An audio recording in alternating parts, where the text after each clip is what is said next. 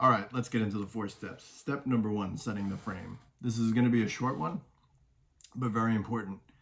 Setting the frame is all about setting the expectations for how this call is going to go.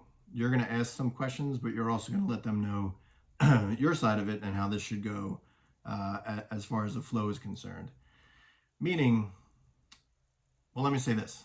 When you get on the phone or you're in front of somebody's house and you just knocked on the door and they opened, and this is a seller that's looking to sell their house, which could be in some cases a very emotional decision, something that's been in the family, something that was inherited, so there's a life situation that happened that caused this to be a need in the first place.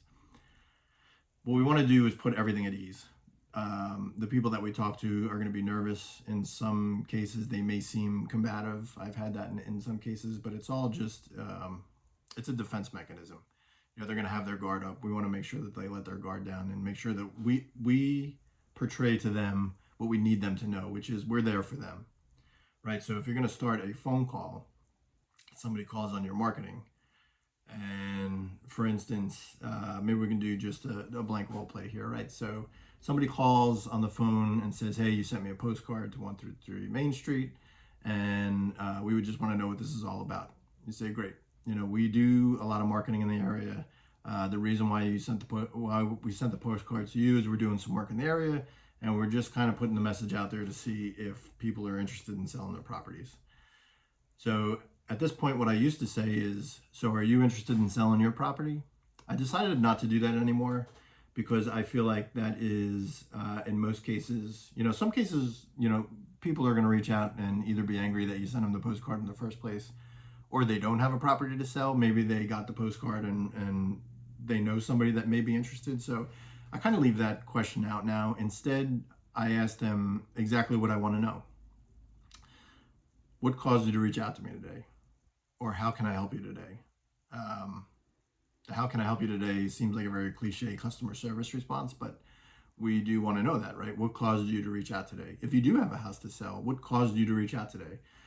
To me specifically, that's what we want to get to. So as you're setting the guide, put yourself in the shoes of a 5-year-old kid that wants some candy or a snack before dinner, and it's you know, it's 15 or 20 minutes before dinner's done, and you get up to, let's say you get up to your mom and say, hey, can I have a cookie? And she says, no, it's almost dinner time. You want to know why, right? It's the same curiosity that we're bringing into these calls. Why did you reach out to me today? And when they tell you why is when we're going to take this into the next step of the framework. So to end this video, after we know the why they reached out to us today, and it may be a simple answer they give you, say, well, we got the postcard in the mail and we just kind of see what you would offer. Okay. What has you curious in getting an offer in the first place? Is it something you've thought of selling in the past, or is it just, you know, you're reaching out because you got our postcard in the mail? You want to know these type of things because it's okay if they call and they just want to start the conversation like that. It doesn't mean there's not an underlying issue. You're just not there yet. You've known this person now for 11 seconds. So a mistake I made in the beginning was to always think that there was an opportunity in everything that I said to them to push them closer to the close. We have to get out of that mindset completely.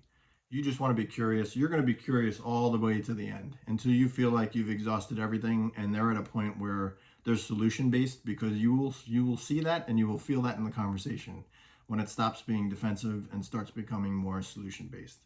So now we're going to set the step for the next step. Sorry to say step too many times, but you're really going to set the step for the next part of the call, which is getting to the root of the problem. You say, that's great. Whatever the reason why they gave you on the phone that they reached out. We're going to take like 10, 15 minutes of your time, ask you a few questions. I want to see if this is something that we can truly help you out with, whatever they told you. Then we'll see if we can do something about it. Would that be okay? And just get a verbal yes from them. If you're in person, they nod at you, that's fine. I'm going to be here for a half hour, 45 minutes. I may want to take some pictures of the property. But first, I just kind of want to talk about why we're meeting in the first place and what you would like to get out of this call or this meeting, because then it puts it back on them and you're caring about them and their needs and their wants. And that's really what we're after here. So let's end this one, and I'll see you on the next video, which is getting to the root of the real problem.